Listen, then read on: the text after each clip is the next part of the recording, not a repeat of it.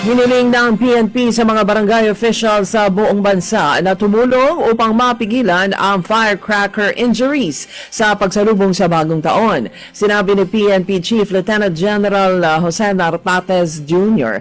na ang mga barangay official ay nasa frontline upang makatulong na magkaroon ng ligtas na pagsalubong sa bagong taon ang mga mamamayan, lalo na ang mga bata.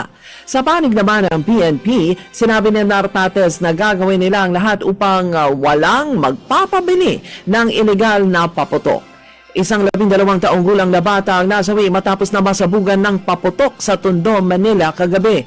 Abot naman sa 112 katao ang nagtamo ng firecracker injuries, habang 2 mga bata ang naputulan ng kamay dahil sa paputok. Chismis lahat, walang katibayan, posibleng gawa-gawa lang, hindi mabigat bilang ebidensya.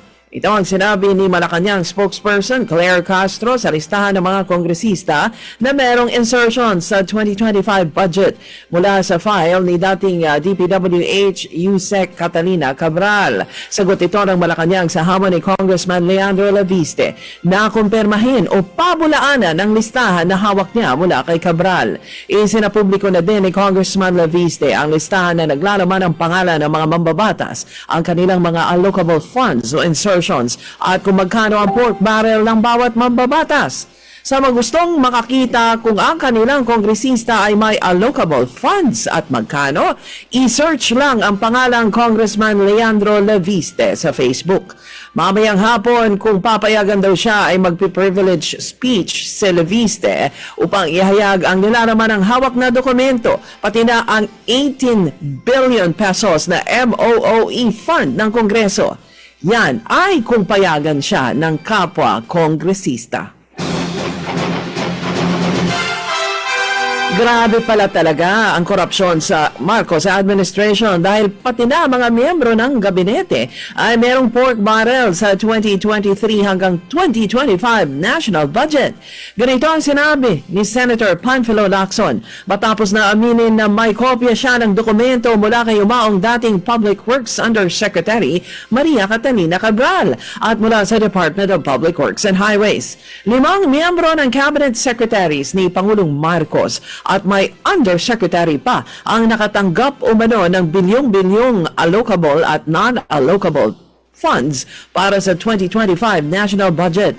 Ayon kay Lacson, isang opisyal na tinukoy lamang bilang ES ang nakatanggap ng 8.3 billion pesos. Ito ay posibleng si Executive Secretary Lucas Bersamin, habang si dating DPWH Secretary Manuel Bunuan ay merong 30.5 billion pesos na allocables. Nagulat si Lacson sa laki ng pondo para kay ES at kay Bunuan. Tanong niya, bakit merong allocables? Gayong sila ay mga cabinet secretaries. Bilang reaksyon, agad namang nagpasinungaling si dating Executive Secretary Lucas Bersamin na siya ang itinutukoy na ES ni Senator Panfilo Lacson batay sa dokumento mula sa DPWH. Ayon kay Bersamin, wala siyang allocable funds, wala siyang inindorsong proyekto sa DPWH at mas lalong hindi siya ang ES na posibleng sangkot sa anomalya. Sino pa pala? Ayon naman kay dating COMELEC Commissioner Attorney Rowena Guanzon. Umamin ka na, sir, dagdag pa ni Guanzon. Dahil sa pahayag ni Bersamin, umano ito ng iba't ibang mga reaksyon mula sa mga netizen. May nagbigay agad ng iba't ibang meaning ng ES sa DPWH document. Ito raw ay baka Erap Estrada o Eli Soriano o Extra Service o kaya'y Enday Sara.